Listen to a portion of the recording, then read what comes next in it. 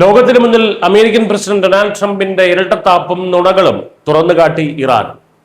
അമേരിക്കയുമായി യാതൊരുവിധ ചർച്ചകൾക്കും തയ്യാറായിട്ടില്ലെന്നും ട്രംപ് പറയുന്നത് പച്ചക്കള്ളമാണെന്നും ഇറാൻ മുഖത്തടിച്ചതുപോലെ മറുപടി നൽകിയിരിക്കുകയാണ്. രണ്ടാം ലോക മഹായുദ്ധത്തിന് ശേഷമുള്ള ഏറ്റവും വലിയ സൈനിക നീക്കത്തിന് തങ്ങൾ തയ്യാറെടുത്തെന്നും എന്നാൽ ഇറാനും മറ്റ് അറബ് രാജ്യങ്ങളും ചർച്ചകൾക്കായി യാചിച്ചത് കൊണ്ടാണ് താൻ പിന്മാറിയതെന്നുമായിരുന്നു ട്രംപിന്റെ അവകാശവാദം. തിങ്കളാഴ്ച ഉച്ചയോടെ ഉന്നതതല ചർച്ചകൾ ആരംഭിക്കുമെന്ന് അദ്ദേഹം പ്രഖ്യാപിക്കുകയും ചെയ്തു. എന്നാൽ ഈ പ്രചാരണങ്ങളുടെ മുനയൊടിക്കുന്നതായിരുന്നു ഇറാന്റെ പ്രതികരണം.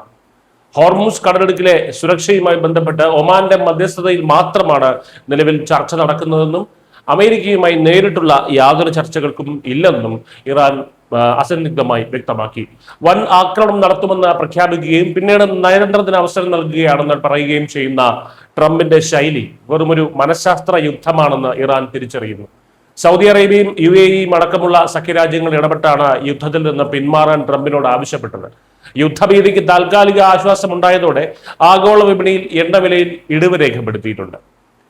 ഈ അമേരിക്കൻ പിന്മാറ്റത്തിന് പിന്നിലും നുണപ്രചാരണങ്ങൾക്ക് പിന്നിലും ട്രംപിന് വ്യക്തമായ രാഷ്ട്രീയ ലക്ഷ്യങ്ങളുണ്ട്. മാസങ്ങളായി തുടരുന്ന സംഘർഷാവസ്ഥ അമേരിക്കൻ ജനതയ്ക്കിടയിൽ വലിയ പ്രതിഷേധത്തിന് കാരണമായിട്ടുണ്ട്. നവംബറിൽ നടക്കാനിരിക്കുന്ന നിർണായകമായിട്ടുള്ള ഇടക്കാല തെരഞ്ഞെടുപ്പിൽ ഈ ജനവികാരം തിരിച്ചടിയാകുമോ എന്ന കടുത്ത ഭയമാണ് അമേരിക്കൻ ഭരണകൂടത്തിനുള്ളത്.